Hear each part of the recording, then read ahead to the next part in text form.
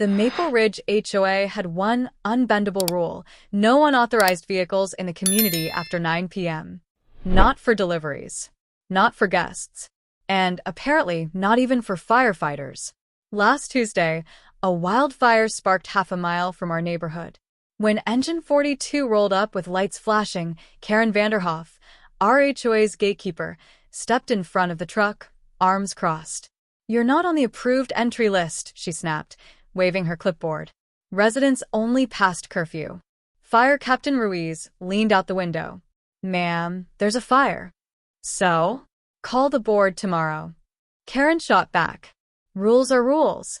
That's when Captain Ruiz made one radio call.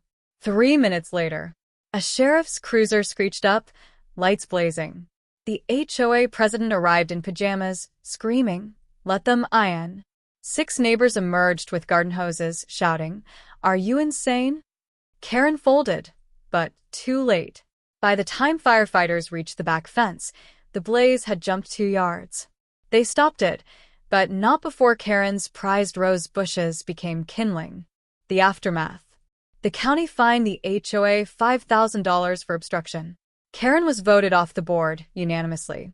Firefighters now have 24/7 gate access and a standing invite to the annual barbecue.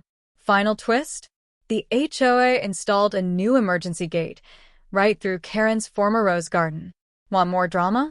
I can add. Karen trying to ticket the fire truck for illegal parking.